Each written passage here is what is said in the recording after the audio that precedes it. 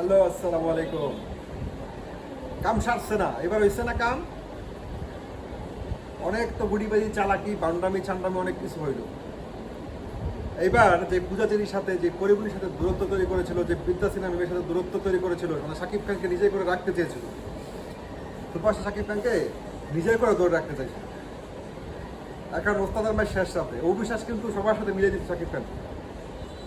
এই ফ্যাশন শোয়ের মধ্যে সাকিব, পূজাচেরি, পরিমণি, তানজিল তিশা, বিদ্যা সিনহা মিম, সাবিরা নূর সবাই একসাথে। এবং শাকিব খানকে খুব হাস্যোজ্জ্বল দেখা গেছে। অর্থাৎ বাংলাদেশের মধ্যে একটা গ্রুপিং তৈরি করে দিয়েছিল যে শাকিব খান কখনোই পূজাচেরির সাথে, পরিমণির সাথে, আপনার বিদ্যা সিনহা মিমের সাথে কাজ করতে পারবে না, এরকম একটা গ্রুপিং তৈরি করে দিয়েছিল স্বপ্ন মিয়াজকের গ্রুপিং। এবং সাকিব পূজাচেরির এই যে জুটিটাকে ভাঙার জন্য সাকিব পূজাচেরির প্রেম, সাকিব পূজাচেরিকে নিয়ে বিভিন্ন কন্ট্রোভার্সি ক্রিয়েট করা হয়েছে। এটা মিডিয়াতে অনেক আলোচনা হয়েছে, যেটার মধ্যে আসলে হাতে হাড়ি ভেঙে দিচ্ছিল অবিশ্বাস। অবিশ্বাস বলেছে যে একজন ইচ্ছাকৃতভাবে শাকিব খানের সাথে অন্য কোনো আর্টিস্ট, অন্য কোনো নায়িকা জুটি তৈরি করতে না পারে, এই জন্য এই অফারটা দেওয়া হয়েছে।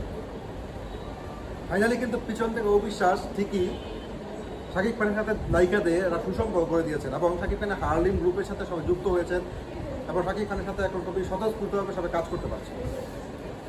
এখন এই যে দূরত্বটা, এই যে পিছন থেকে শাকিব খানের গেম চেঞ্জটা, প্রিয়তমাতে উপবিশ্বাসের অনেকটা টেকনিক্যালি প্ল্যান রয়েছে, বিশেষ করে রাজকুমার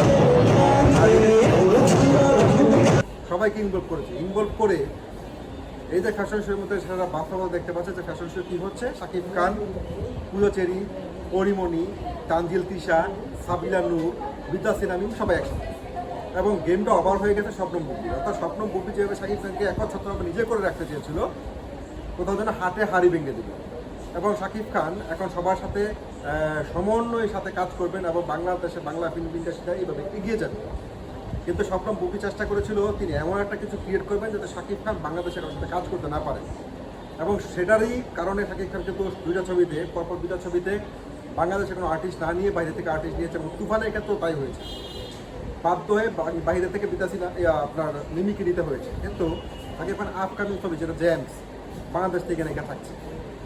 এবং পূজাচেরির সাথে শাকিব খানের জুটি হিসেবে পর্দায় ফিরাটা এখন খুব দ্রুত সেটা অ্যানাউন্সমেন্ট আসবে। অর্থাৎ শাকিব খান সবার সাথে এখন কাজ করবে, তাহলে তাল মিলিয়ে চোখে চোখ রেখে। ঠিক আছে, বুবলির গেমটা ওভার হয়ে গেছে। স্বপ্নম বুবলি শাকিব খানকে নিয়ে যত ধরনের নোংরা খেলা খেলেছিল, এখন কিন্তু সমস্ত নোংরাও একটা ফোটা সামনে আসছে এবং সবগুলো কিন্তু কাঁটা দিয়ে কাঁটা তুলছে। অবিশ্বাস কিন্তু কাঁটা দিয়ে কাঁটা তুলে শাকিব খানের পথটাকে মসৃণ করে দিচ্ছে এবং শাকিব খানের কাজ করার যে স্পিডাটা সেটাও কিন্তু অনেকটা বেড়ে গেছে।